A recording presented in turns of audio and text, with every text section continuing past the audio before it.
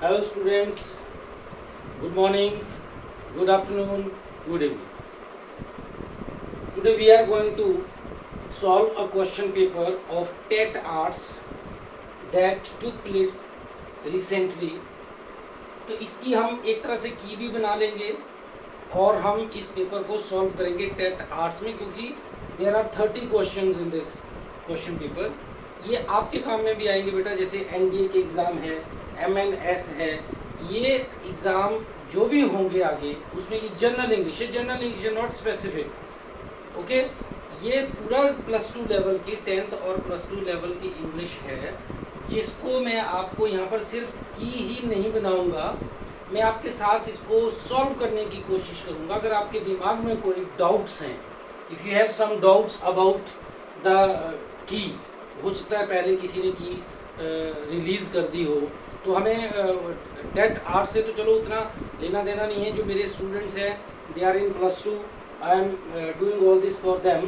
तो ये मैं चाहता हूँ कि वो अभी कुछ दिनों के बाद एनडीए और एमएनएस के लिए अप्लाई करेंगे, तो वो कैसे इन क्वेश्चंस को सॉल्व कर सकते हैं. जैसे देखिए क्वेश्चन नंबर, ये मेरे पास जो किसी स्टूडेंट ने मेरे को एक डी सीरीज वाला क्वेश्चन पेपर भेजा है, तो मैं उस डी सीरीज को सॉल्व करूंगा. डी सीरीज में question number 31, that is none of the girls applied for the job. उसमें आगे चॉइस दी है हैव, वर, हैज, विल. तो students, this question is from agreement of verbs. ठीक है, एग्रीमेंट ऑफ वर्ब्स. ये क्वेश्चन कहाँ से है? एग्रीमेंट ऑफ वर्ब्स से हैं. Verb always agree with its subjects in number and person. जो जितने भी वर्ब्स होते हैं they agree with their subjects. ठीक है, तो वो सब्जेक्ट के according to subject they are used. For example आप सोचेंगे एग्रीमेंट ऑफ वर्ब क्या प्रॉब्लम है. Suppose I am saying I is going to school today. आप बोलेंगे नहीं सर आप गलत बोल रहे हो, आई इज नहीं होता है, आई एम होता है, तो this is agreement of verb. आप क्या कहेंगे? Sir this verb is not in agreement with what subject. ये आप सब्जेक्ट के हिसाब से, जैसे मैंने कहा I were going to school, नहीं आप बोलेंगे I was going. This is agreement of. Okay, so here none of the girls applied for the job. गलती क्या करते हैं हम, इसको सब्जेक्ट मान के चल रहे हैं गर्ल्स को, जबकि सब्जेक्ट क्या है? None, no one, nobody. ठीक है, नन ऑफ द गर्ल्स. अब आपका जो वर्ब यूज होगा that will be according to none. यहां से आप चलिए, यहां को एरो लगाइए. नन, इसको आप कवर कर लीजिए, ऑफ द गर्ल्स को कवर कर लीजिए. None applied for the job, none have applied for the job, none were, none has, none will. देखिए स्टूडेंट्स, अगर आपको एग्रीमेंट ऑफ वर्ब्स आता है तो this is the easiest question. बिल्कुल टफ नहीं है. क्यों? आप देखिए यहाँ पर 3 ऐसे हेल्पिंग वर्ब्स दिए गए हैं जो एग्री नहीं करते हैं. हैव नहीं करता है, हैज नहीं, सॉरी वर नहीं करता है, और विल भी नहीं करता है. ठीक है, विल कर सकता है लेकिन विल के साथ अप्लाइड नहीं यूज करते हैं थर्ड फॉर्म. ठीक है, तो यहाँ पर क्या है? यहाँ पर या तो हैव आएगा या हैज आएगा, क्योंकि ये दोनों तो वैसे कट गए, क्योंकि आगे क्या है? वर अप्लाइड नहीं होता है, विल अप्लाइड नहीं होता है, ये कट गया, बच गए हैव और हैज. इन दोनों में से कौन करना है? ये जितने भी हैं, either, neither, none, each, every, they take singular verb and this one is the singular verb has. यहाँ पर आप क्या यूज कर सकते हैं? मतलब जितने भी हैं none of the girl, आप singular verb को यूज कर सकते हैं. singular verb कौन कौन से हैं? is, was, has, first form of the verb s और es, सिर्फ यही यूज कर सकते हैं. none of the girl is, none of the girl has, none of the girl was, none of the girls goes. ऐसे लिखेंगे आप. ठीक है, गर्ल्स के साथ इसको कंफ्यूज मत कीजिए. नन, तो यहाँ पर क्या आ जाएगा? हम यूज करेंगे हैज स्टूडेंट्स, ठीक है। Question number 2, it is you who dash my career, has spoiled, have spoiled, was spoiling, is spoiling। यहां पर आप स्टूडेंट्स एक बात देखिए, आप जल्दबाजी में क्वेश्चन कर देते हो। यहां पर आपने ये देखना है कि what is the subject. In subject agreement आप सब्जेक्ट तो ढूंढिए, क्या सब्जेक्ट है। और देखिए एक rule agreement of the verb क्या है, when the subject of the verb is relative pronoun, this one, ठीक है। verb agrees with its antecedent, antecedent is this, verb agrees with this, subject क्या है you। आप अपने आप सोचिए you के साथ क्या यूज करोगे, you is नहीं बोल सकते हो, you was नहीं बोल सकते हो, you has नहीं बोल सकते हो, तो क्या बोलेंगे, you are, you have, you go, first form of the verb is plural, so it is you। अब आगे देखिए you के साथ क्या रखेगा, यू हैज यूज करते हो, नहीं करते हो, यू हैव यूज करते हो, जी करते हैं बिल्कुल। वॉज स्पॉइलिंग आएगा, नहीं आएगा, ठीक है। It is you who was spoiling या हु वॉज स्पॉइल्ड, ऐसा कुछ है, नहीं है। माई करियर इज स्पॉइलिंग, नहीं आएगा, ठीक है। वॉज स्पॉइलिंग वैसे भी नहीं आएगा, क्यों, यू के साथ व यूज करते हैं, सिंगुलर प्लूरल दोनों के साथ ही व यूज होता है, तो ये भी नहीं आया, ये भी नहीं आया, ये भी नहीं आया। आप यहां पर देखिए, if the subject of the verb, यहां पर वर्ब आएगा आपका, is relative pronoun, the verb agrees with its antecedent, antecedent mean what is going before it, तो हु से पहले क्या यू, तो आपने किसके साथ इस यू के साथ आपने वर्ब यूज करना है, तो यू वर हो सकता है, यू हैव हो सकता है, you first form of the verb हो सकता है, तो इट इज यू। अब यू से बनाइए sentence, you have spoiled, you has spoiled my, गलत है, you have spoiled my career, yes. You was spoiling, no, you के साथ वॉज कहां से आ गया, यू इज भी नहीं होता है, तो सीधे सीधे तीन ऐसे हैं जहां कोई कंफ्यूजन ही नहीं है। फिर डिफिकल्टी किस चीज की है, you try to first you try to understand what should go with you were, you have, so here you have, choice देखिए, कोई डिफिकल्ट चॉइस पेपर सेटर ने आपको नहीं दी है, इट इज यू। इसके ऊपर हाथ रख लीजिए, इसको मैं मिटा देता हूं, इसको भी मिटा दीजिए। अब देखिए सेंटेंस बन रहा है कि नहीं बन रहा है, ठीक है। अब आप उसको, एक काफी टाइम होता है उसमें, आप स्पॉट यूज कीजिए। अब बनाइए sentence, you have spoiled my career, you has spoiled my career, no. You was spoiling, you के साथ वॉज आता ही नहीं है, you is spoiling, no no no, हाँ ऐसा हो सकता था, you were spoiling my career, you are spoiling my career, then it is all right, ठीक है। तो कम से कम ये देखिए, फिर उसके बाद इट इज लगा दीजिए यहाँ, इट इज यू, ठीक है, it is you who have spoiled my career, बिल्कुल ठीक आ गया, ठीक है। तो इसमें भी कोई कंफ्यूजन नहीं है। उसके बाद students, each boy and each girl था यहाँ पर, each boy and each girl, ठीक है, each boy and each girl dash going to take part in the party in whatever it is, ठीक है, each boy and each girl. When two singular nouns are joined by and there is each or every before them, चाहे each है, singular verb is used, singular use होगा, इसका मतलब यहाँ पर singular होगा तो verb नहीं हो सकता है, ठीक है, ये भी नहीं हो सकता है, ये भी नहीं हो सकता है, सारे plural verb हैं, and you are to use singular verb and there is only one singular verb, that is। हाँ, कोई ऐसा verb होता है जहाँ आपको confusion था, कोई कंफ्यूजन नहीं। Each boy and each girl is, each boy and each girl is, देखो अगर आपको समझने के लिए हिंदी का सपोर्ट लेना पड़ता है तो लीजिए, कोई प्रॉब्लम नहीं है, ठीक है। जैसे ईच बॉय, प्रत्येक लड़का और प्रत्येक लड़की पार्टी में जा रहे हैं, या ऐसा बोलते हैं प्रत्येक लड़का और प्रत्येक लड़की पार्टी में जा रही है, सिंपल सी बात, ठीक है। तो ये आपने क्या करना है कि ईच एंड एवरी, यहाँ पर अगर एवरी भी होता तब भी यही होता, when they are joined by and they have before each जो भी है two singular nouns, ठीक है। तो आपने क्या करना है, you have to use singular verb। मैं आपको फिर बोल रहा हूँ, आपने नाउन्स पढ़े हैं, सिंगुलर और प्लूरल नाउन्स आप पढ़ते हो, बॉय बॉयज, गर्ल गर्ल्स, लेकिन आप सोचते हो ये सिंगुलर वर्ब में सिंगुलर प्लूरल कहाँ से आ गया? होता है जो आपका सब्जेक्ट है, if that is singular so your verb will be singular. अगर वो थर्ड पर्सन है तो वर्ब भी फर्स्ट, सेकंड और थर्ड पर्सन होते हैं, ठीक है। तो ये is, was, has, first form of the verb S और ईएस, गोज है, वॉक्स है, टेक्स है, राइट्स है, these are singular verbs. Plural verb कौन से हैं? आर है, व है, हैव है, ठीक है, ये सारे के सारे प्लूरल हैं, ठीक है, क्लियर है। फिर उसके बाद स्टूडेंट्स आपको तो ये 3 क्वेश्चन आपको एग्रीमेंट ऑफ वर्ब्स से आए थे, और उसके बाद देखिए उसके बाद क्या है,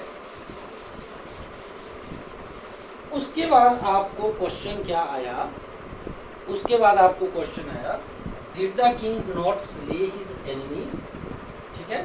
did the king not slay, slay mean मार देना, काट देना, ठीक है, कत्लेआम कर देना। Did the king not slay his enemies, change the voice करने के लिए बोल रहा है, ठीक है, चेंज द वॉइस करने के लिए बोल रहा है, ये एक्टिव वॉइस ही है, ठीक है, क्योंकि यहाँ पर डिड है, पैसिव वॉइस में कहीं डिड होता ही नहीं है। और पहले आपको ये पहचानना पड़ेगा कि ये which tense is this, this is past indefinite tense. Now students you will have to find out what the subject is here. यहाँ पर सब्जेक्ट क्या है? द किंग है, और ऑब्जेक्ट क्या है? कैसे लगेगा बताओ? Who is slaying the king? The king, did the king not slay, slay whom, किसे? His enemies. देखिए जब तक आप चारों सेंटेंसेस पर नजर नहीं दौड़ाएंगे आपको कुछ समझ नहीं आएगा। सीधे सीधे तीन जो सेंटेंसेस है वो वैसे ही कट जाएंगे। फर्स्ट क्या है? Was his enemies not slain by the king? देखिए सिंपल सी बात है, this will become subject and this will become object in the passive voice। जब सब्जेक्ट his enemies हो जाएगा और did जो है वो क्या है? पास्ट इंडेफिनिट टेंस है, और पैसिव वॉइस में इसका जो वर्ब है that will be was, verb plus subject plus third form of the verb plus by plus object. इसका मतलब द किंग चला गया इधर, ये आ गया इधर सब्जेक्ट की जगह। शुरू में आपने स्टार्टिंग कर दिया वॉज वर्ब से, और इसकी पहली ही चॉइस देखिए क्या है? एनिमीज। एनिमीज है, इसका मीनिंग है वॉज तो नहीं आएगा। तो जिस किसी ने भी ए को टिक किया होगा वो गलत है। Was his enemies, अरे आगे his enemies है, enemies mean plural, plural mean verb. फिर बोल रहा हूँ मैं वो, चाहे एग्रीमेंट ऑफ वर्ब में हमें सिंगुलर प्लूरल का पता लग रहा है, यहाँ भी काम आ रहे हैं वो, हर चीज एक दूसरे से जुड़ी है। Was his enemy कट गया, were his enemies not slew, third form use करते हैं, सेकंड की जरूरत नहीं है, उसको भी काट दो आप, वो भी नहीं है। सी में है his enemies were not, C option भी गलत है। क्यों? his enemies, वो तो इसको इंटेरोगेटिव जो है वो इंटेरोगेटिव में ही चेंज होगा, वो सिंपल थोड़ी बन जाएगा। जैसे आप बोलते do you take tea, is tea taken by you, question तो पूछ रहा है, वैसे भी एक्टिव में पूछो पैसिव में पूछो इंटेरोगेटिव ही रहेगा। तीसरा भी कट गया, बच गया चौथा। देखिए आपको सॉल्व करना नहीं भी आता होगा तब भी आप बड़े आराम से इसको कर सकते हैं। वॉज हिज एनिमीज, एनिमीज के साथ वॉज नहीं था, फर्स्ट ऑप्शन चलिए। वर his enemies not slew, second form लगती है, कट गया वो भी। हिज एनिमीज इंटेरोगेटिव बनाया, नहीं बनाया, वो भी कट गया। लास्ट में अपने आप एक ही बचा, वर his enemies not slain by the king, third form is slain. तो क्या होना था? वर हिज एनिमीज, यहाँ पर क्योंकि नेगेटिव है तो नॉट लगा दो, not slain by the king. Simple है, सिंपल है। क्या है इसमें? देखिए कुछ भी नहीं है। जब तक आपको टेंसेस की नॉलेज नहीं होगी तब तक आप बाकी चीजें नहीं कर पाओगे, वो फिर वैसे ही रटने वाला काम हो जाएगा, रूट लर्निंग, वो उससे आपका काम नहीं बनेगा। नेक्स्ट देखिए, the bridge is building fast, ये भी पैसिव वॉइस के लिए कह रहा है, चेंज द वॉइस करने को कह रहा है। The bridge is building fast, बच्चे जब is plus first form ING है तो वो एक्टिव वॉइस है, लेकिन ये कुछ सेंटेंसेस ऐसे होते हैं दे आर यूज्ड पैसिव, वो पैसिव नहीं माने जाते क्योंकि ब्रिज अपने आप तो बिल्ड हो नहीं रहा है, उसको कोई ना कोई बना रहा है। तो the bridge is building fast, तो उसमें क्या है, someone is building the bridge fast, know the bridge is being build fast, फिर उसके बाद है फास्ट इज बीइंग बिल्ट, ये तो गलत है, नन ऑफ द भी गलत है, the bridge is being built fast, ठीक है, इसको समवन इज नहीं कहेंगे, इसको the bridge is being built fast, क्योंकि अगर समवन को करते हो तो समवन इज बिल्डिंग, वो इज बिल्डिंग तो इज बिल्डिंग रह गया, बीइंग कहाँ गया, क्योंकि पैसिव वॉइस करते बार one helping verb is added, ING वाली फॉर्म में बीइंग ऐड करते हैं, थर्ड वाली फॉर्म में जैसे हैज, हैव, हैड, इनमें बीन यूज करते हैं, ठीक है, तो वहां पर हैज बीन हो जाता है, यहाँ पर इज बीइंग होगा, तो बीइंग वाला स्टूडेंट्स, बीइंग वाला सेंटेंस है ही है क्या इस पूरे चार ऑप्शन में, बड़ी सिंपल सी बात है, जब आपने देखना है तो कि बीइंग आएगा यार, आईएनजी है, she is taking tea is being, तो जब यहाँ पर आईएनजी वाला सेंटेंस में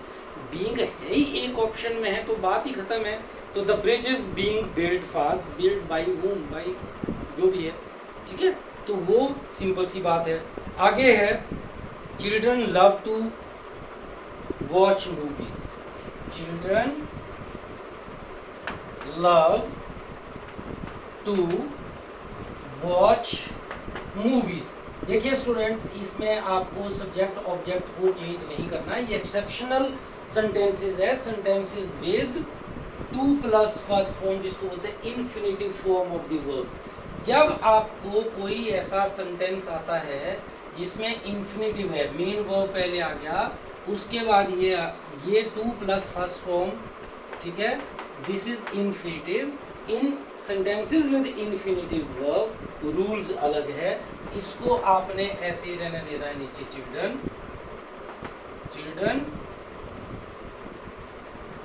लव को ऐसे रहने दो, ठीक है, चिल्ड्रन लव, ठीक है, चिल्ड्रन लव क्या, चिल्ड्रन लव व्हाट, आपको आपका व्हाट का आंसर दे रहा है, चिल्ड्रन लव मूवीज, अब इसको बना दीजिए third form to be watched, passive voice में एक हेल्पिंग वर्ब ऐड करना पड़ेगा, children love movies to be watched, I want to help you, I want you to be helped, ऐसे बनेंगे, एक बना लो 20 यूं बन जाएंगे, तो आपका इसमें ऑप्शन क्या होना था, कहाँ गया, children love movies to be watched, option D होना था इसमें, ठीक है, तो इसमें ऑप्शन डी हो जाएगा। अब देखते हैं अगला क्वेश्चन क्या है, अब देखिए next question,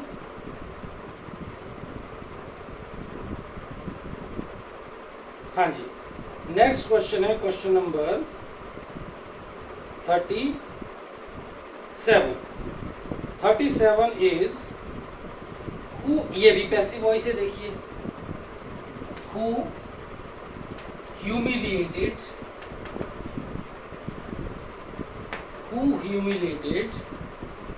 you in the party,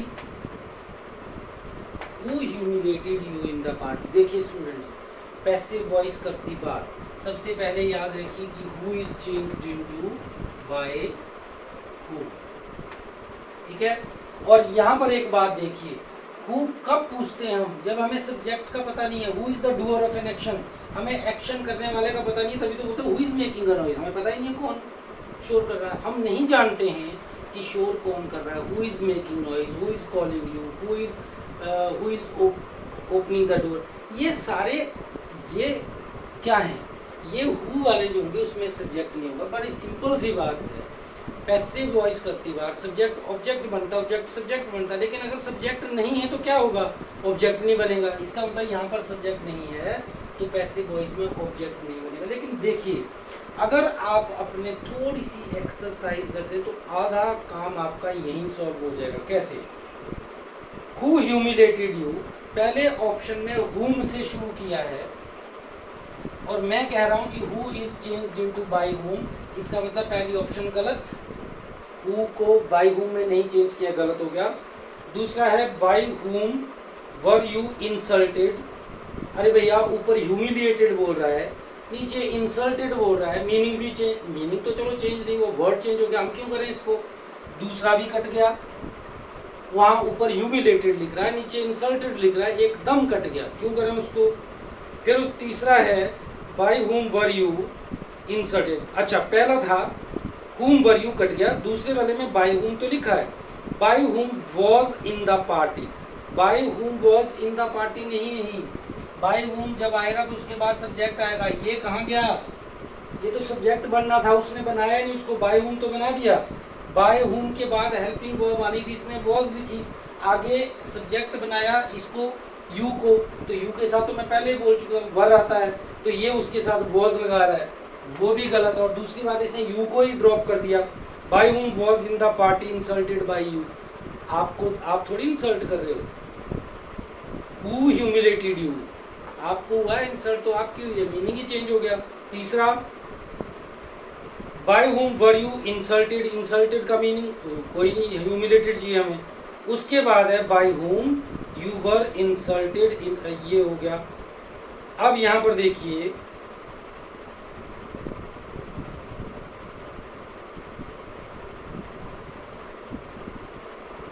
यहां पर एक भूल हो गई भैया, जो ऑप्शन नंबर सी है ठीक तो ये है, लेकिन यहां पर अब ऑब्जेक्शन रेज हो जाएगा, आप किसी शब्द को बदल नहीं सकते हो, ह्यूमिलेटेड की जगह इंसल्टेड कैसे आ गया, ठीक है, ह्यूमिलेटेड की जगह इंसल्टेड नहीं आएगा, क्या आएगा, by whom were you humiliated in the party, ये होना चाहिए था। सी ऑप्शन ठीक है, लेकिन सी में ह्यूमिलेटेड के वर्ड इंसल्टेड कर दिया, दैट इज रॉन्ग, ठीक है। By whom you were insulted in the party, वो तो अगले वाले को उसने ना वो इंटेरोगेटिव बन गया ना इंट्रोगेटिव है ना वो सिंपल है, क्योंकि यू बाद में आना चाहिए, वर पहले आना चाहिए, तो ये ऑब्जेक्शनेबल है। ऑप्शन सी ही वैसे करेक्ट है, जो पैसिवाइजेशन किया गया है वो सी में सही किया गया है, लेकिन उसमें ह्यूमिलेटेड की जगह इंसल्टेड लिख दिया गया है। तो वो अगर आपको ये सोचा जाए कि चलो कम से कम जो बनाया है वो सी में ठीक बनाया है, ठीक है, सी ऑप्शन उसकी ठीक है। फिर 38th क्वेश्चन है, his behaviour has really amazed us, his behaviour has really amazed us. अब अगला देखिए क्या क्वेश्चन है, ये भी पैसिवाइजेशन है, his behaviour has really amazed us, his behaviour subject है, अस ऑब्जेक्ट है, अस आ जाएगा इधर, has really amazed has been हो जाएगा, तो वी हैव रियली बीन, इन दोनों के बीच रखना है adverb, have really been amazed. अब क्या है, मैक्सिमम क्या लिखेंगे कि पैसिवाइजेशन में तो बाई आता है, by me, by you, by them, इन्होंने क्या किया है, we have really been amazed by his behaviour, by नहीं आएगा, we have been really amazed with his behaviour, ये भी गलत है, वी हैड रियली, हैड तो आएगा ही नहीं, टेंस ही चेंज हो गया, we have really been amazed at his behaviour. D option ठीक है, डी और ए में, डी और ए स्टाइल सारा कुछ ठीक है, हैव बीन रियली बीच में लिखा है, सब कुछ ठीक लिखा, लेकिन अमेज्ड के साथ कभी भी बाय नहीं आता, क्या आता है, अमेज्ड एट आता है। जैसे हम बोलते हैं ना, known to me, he is known to me, known to, amazed at, surprised at, ठीक है, ये कुछ ऐसे हैं जहां पर प्रीपोजिशन हमेशा वही यूज करेंगे, बाय यूज नहीं करेंगे, ठीक है, जैसे प्लीज है, pleased with, displeased with, amazed at, ठीक है, ये ऐसा आपने करना है। तो इसमें भी डी ऑप्शन ठीक है, we have really been amazed at his behaviour, ठीक है। तो ये आपके पैसिवाइजेशन वाले क्वेश्चंस हो गए। इसके बाद देखिए question number 39, worry is eating dash his heart, worry is eating, preposition मांगा है, पहला ही ऑप्शन ठीक है 39 नंबर क्वेश्चन में, option number A, option number 1 A is right. Into, eat into होता है स्पॉइलिंग, खराब कर देना, जैसे रस्ट जो है स्टील को खराब कर देता है, ठीक है, rust is eating into, eating into, eating into his heart mean वो उसको डिस्टर्ब हो रहा है, खराब कर रहा है हार्ट, ठीक है। तो यहाँ पर ईटिंग इनटू ही आएगा। इसके बाद देखिए क्या है, my son goes to office, question number 40, हाँ जी question number 40, my son goes, क्या लिखा है आगे, 9:30 बस। यहां पर देखिए आपसे क्या पूछा जा रहा है, use proper preposition, office, my son goes to office, in 9:30 bus, on 9:30 बस, बाई 9:30 बस, थ्रू 9:30 बस। देखिए सबसे पहले सबके दिमाग में क्या आया, by, I go to school by bus, which bus, any bus, ठीक है। When mode of transportation is not specific, आपको स्पेसिफिक नहीं बताया किस बस में जाते हो, तो आप बाई लिखते हो, by sea, by air, by bus, ठीक है, बाई कार, वो जब, लेकिन जब आप स्पेसिफिक की बात करते हो तो स्पेसिफिक में आपको क्या लिखना होता है, in. Students now let us do question number 40। Question number 40 is my son goes to office by 9:30 bus. Now students इसमें क्या होगा कि आप सभी लोग क्या करना चाहोगे कि हम ये लिखते हैं बाई, बाई यहाँ पर नहीं दिया पहले से, my son goes to office by 9:30 bus, maximum यही लिखेंगे कि हम क्या बोलते हैं, I go to school by bus, I go to office by bus, I go to college by bus, लेकिन यहाँ पर बाई नहीं होगा, ठीक है, यहाँ पर बाई नहीं होगा, क्यों, क्योंकि ये शायद ये चीज ये हम में क्लैरिटी नहीं है। देखिए when we are simply saying I go to school by bus, that is right, by air, by sea, by car, वो ठीक है, but when the reference is to specific bus, specific mode of transportation, then we don't use by. जब specific दिया हुआ है, क्या दिया, 9:30 बस, बाई शर्मा बस, बाई कपूर बस, और what ever that is, by some express or something is written, so why should we write this by, no, option क्या है, in, on, by, through, when specific mode of transportation is given by is not used, through का यहाँ कोई meaning नहीं है, through नहीं आएगा। Now in और ऑन में है, इन हम यूज नहीं करेंगे क्योंकि इन हम यूज करते हैं when specific is given, specific mode of transportation is given, in is used with in car, in ambulance, okay, in car, in ambulance, in what you call lorry, छोटे व्हीकल जितने भी होंगे जिसमें आप स्टैंड नहीं, जिसमें आप खड़े नहीं हो सकते हो, ठीक है। और ऑन किस में आएगा, ऑन बस, ओके, ऑन एरोप्लेन, वहां पर आप ऑन लिख सकते हो, ऑन शिप, ऐसे आप लिखेंगे। तो यहां पर क्या आना चाहिए था, यहां पर आंसर आना चाहिए था ऑन, जो कि आपकी ऑप्शन है B, my son goes to office on 9:30 bus. Simple है, अगर 9:30 नहीं होगा तो आप बाई लिखिए, अगर 9:30 स्पेसिफिक बस की बात कर रहा है तो आपने ऑन लिखना है। उसके बाद स्टूडेंट्स अगला क्वेश्चन है 41, इसको कंप्लीट करने के लिए कह रहा है, complete the sentence, had I been in the class I have learn the lesson. Now this is what type of question is this, this is conditional, this is conditional sentence. अब conditional sentence तब तक नहीं आएंगे जब तक आपको conditional sentence के tenses बतानी होंगे, और मैंने पहले से ही वीडियो अपलोड की है जिसमें conditional sentences, how we use tenses in conditional sentences is given, लेकिन हमें पता नहीं होता है। अब यहाँ मॉडल है, मॉडल हमें वुड दिया है, शुड दिया है, विल दिया, मस्ट दिया है। देखिए had I been in the class, ये पास्ट है, तो यहाँ पर भी पास्ट ही आना चाहिए था, तो यहाँ पर विल होगा, विल फ्यूचर के लिए पास्ट हो सकता है, लेकिन यहाँ पर ये नहीं होगा। सीधी सी बात है, there are 3 kinds of conditional sentences. Present में जब first form of the verb है और एस और एस है तो हम लिखते हैं will, shall and first form of the verb. कैसे? If you work hard you will pass in the examination, ठीक है।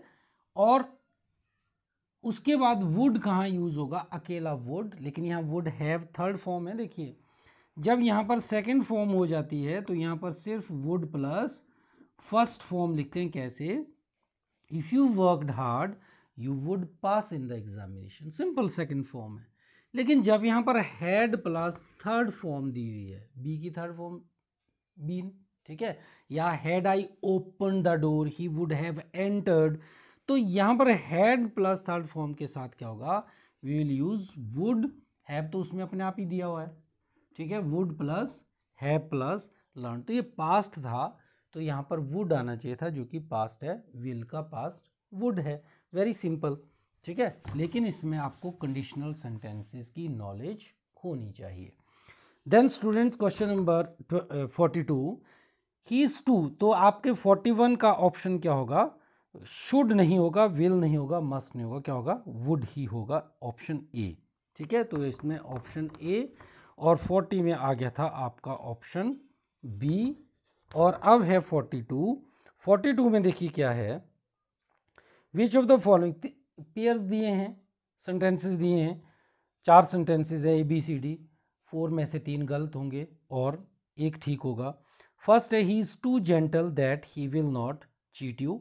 दूसरा है he is so gentle that he can not cheat you. तीसरा है he is too gentle so he will not cheat you. He is so gentle that he will not cheat you.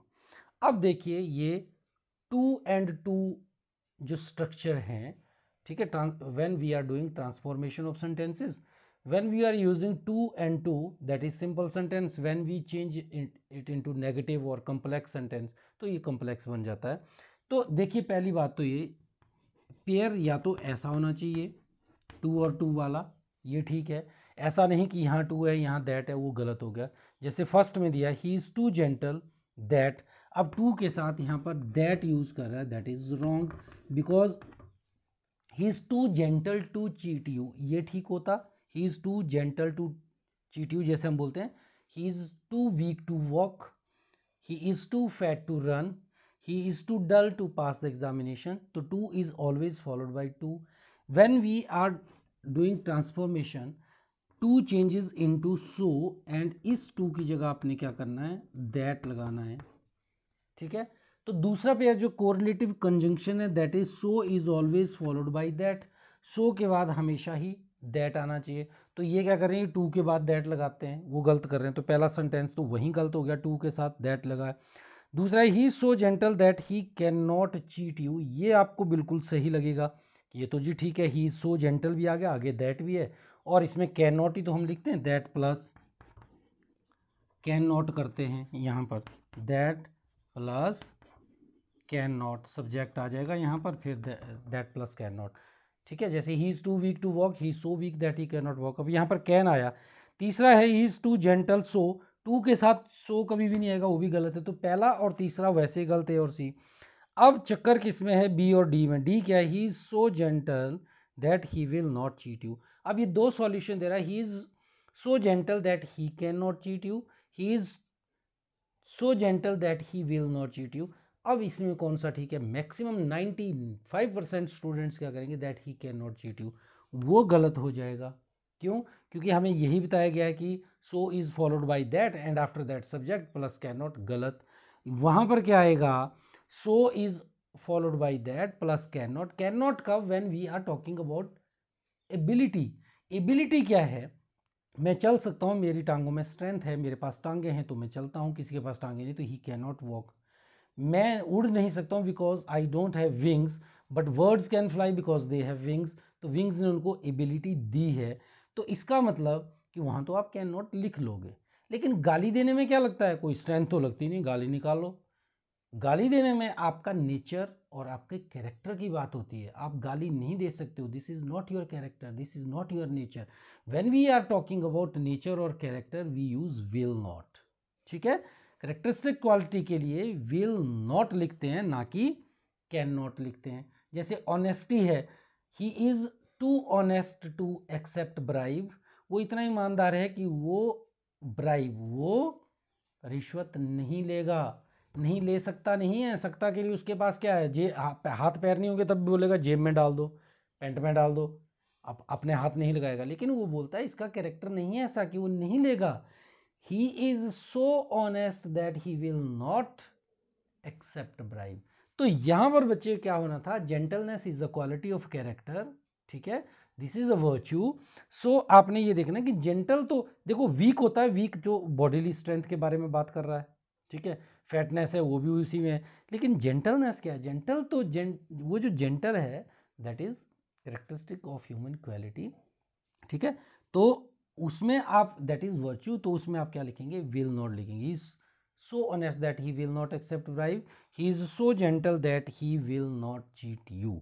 तो जहां पर हम कैरेक्टर की बात करते हैं अपने आप पता लग जाता है, ठीक है। तो वहां पर आप क्या करेंगे, वो आप विल नॉट लिखेंगे, इतना सा। ये आपका जो 42 है, इसका मतलब 42 का करेक्ट ऑप्शन इज डी, ठीक है। तो वो बी मत लिखिए, बी में आप उलझ जाएंगे और उसका आंसर बिल्कुल डी ही होगा, ठीक है। इसके बाद हम करते हैं अगला क्वेश्चन 43।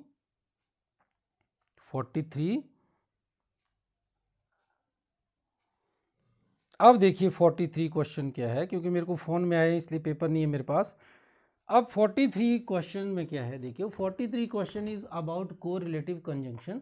जैसे हमने कहा कि जैसे सो के साथ दैट ही आता है, ठीक है।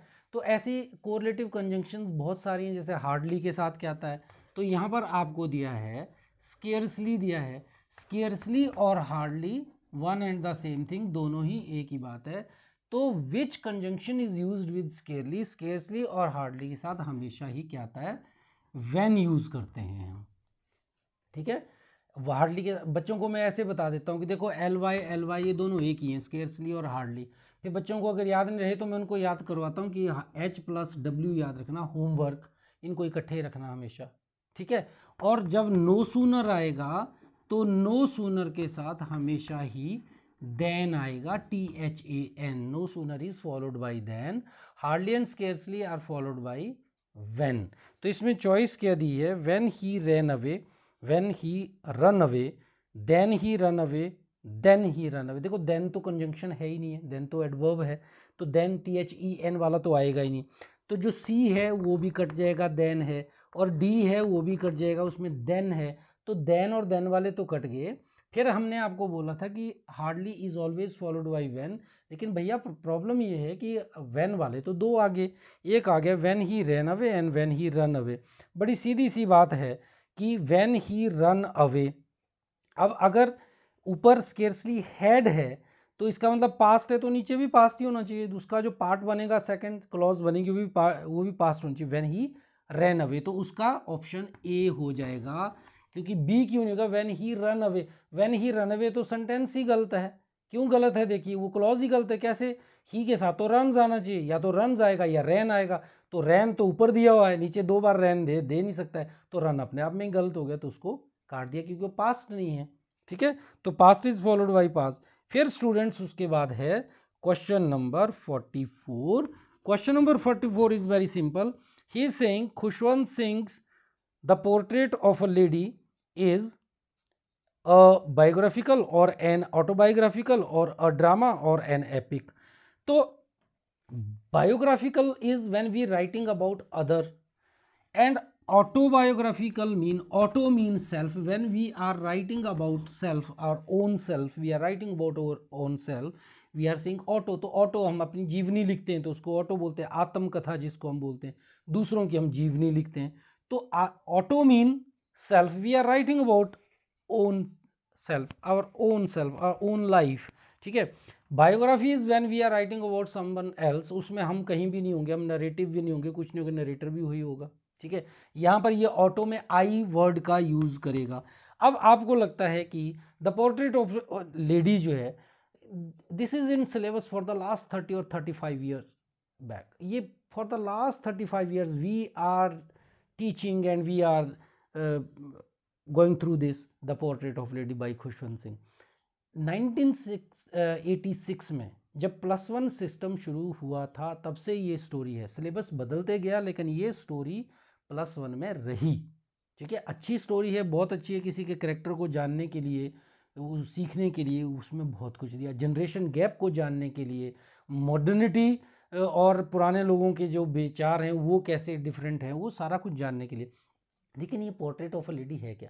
आप सबसे पहले टाइटल देखिए, पोर्ट्रेट ऑफ अ लेडी, किसके बारे में लिख रहा है? लेडी के बारे में। He is not writing about himself, he is not saying portrait of my self, no, he is saying portrait of a lady. हालांकि उसमें वो है लेकिन वो अपनी कहानी नहीं बता रहा है, अपना तो उसने कहीं भी नहीं बताया, मैं क्या पसंद है, मुझे क्या है, वो तो अपनी दादी माँ के बारे में पूरा लिख रहा है। तो इसका मतलब दैट इज बायोग्राफी, दूसरों के बारे में, ऑटो, अपने बारे में नहीं है। द टाइटल ही है the portrait of a lady, about whom he is writing about his grandmother, and that is not autobiography, that is biography। तो पहला ही ऑप्शन जो है वो ठीक हो जाएगा, अ बायोग्राफिकल, ठीक है। ड्रामा है नहीं क्योंकि ड्रामा में डायलॉग फॉर्म होती है, अगर एक और ग्रैंड मदर होती, एक और ग्रैंड सन होता, ऐसे बोलते जाते तो वो वहाँ पर ठीक लगता, ठीक है। और एपिक ये है नहीं, एपिक तो जैसे रामायण है, महाभारत है, ये एपिक हैं, ठीक है। ये एपिक नहीं है because epic is always in verse form and it is a long tale, long narrative tale in verse, ठीक है।